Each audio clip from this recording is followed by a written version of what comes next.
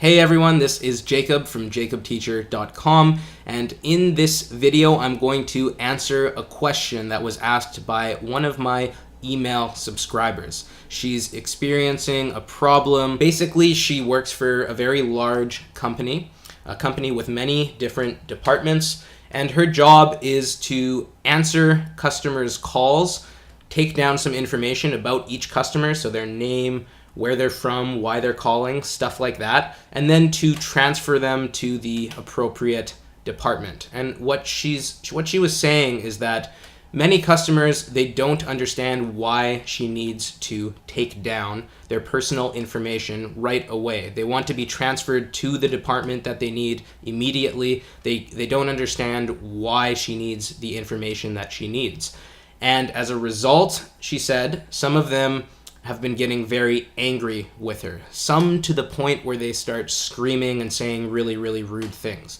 So she asked me for some helpful phrases that she can use in English in that kind of situation. So first of all, I can totally sympathize with you. Those situations really suck, even if you're speaking in your native tongue. Angry customers are just not fun to deal with. I imagine that it would be even more stressful if you're speaking a foreign language with that customer. So I feel for you. I'm going to try and do my best to give you some tips that will help calm the situation. Another thing that we have to remember here is that you are an employee, you're working for a company, you're talking to a customer of this company. So you wouldn't speak the same way you would to a friend who's mad at you, obviously. You have to be still professional. You have to use more formal language, which can be difficult, obviously, if you're not familiar with the English language or if you don't feel too comfortable using it. So I'll give you a couple of different phrases that you can use, and then I'll tell you what I would personally do in that situation, which is maybe a little different than what other people would tell you to do. I don't know. So if someone's really upset with you, if they're getting angry and emotional and they're raising their voice, you could say something like,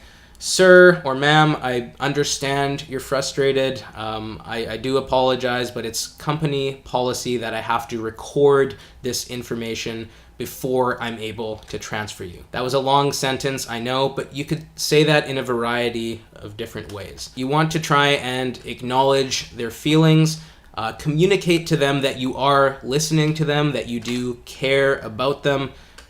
If you can do that, that's an important step, I think. But yeah, something like that. I understand your frustration.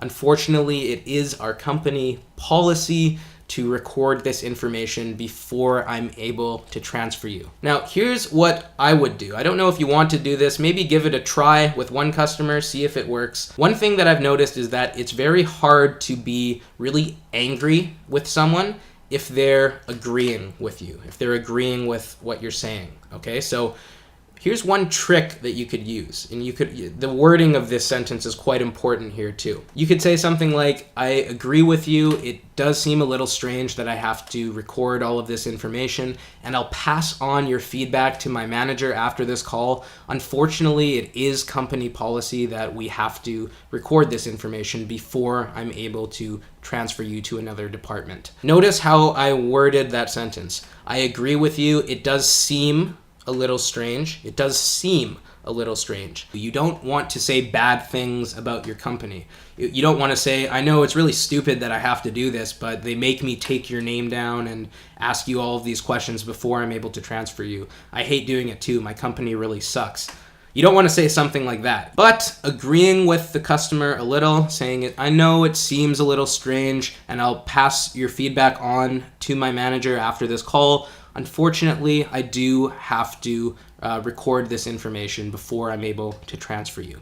Just something like that kind of helps calm the situation a little bit. That's what I would probably say in that situation. Now, if someone is just being totally rude to you, they're swearing at you, let's say, they're just saying horrible things, I don't think you should tolerate that. I wouldn't tolerate it myself. You could say something like, "Sir or ma'am, I understand you're frustrated, but I can't tolerate that kind of language from you, and if this continues, I will have to end our call. You could phrase it exactly like that. It's very clear. It lets the other person know that how they're behaving is unacceptable and that you won't tolerate it if it continues.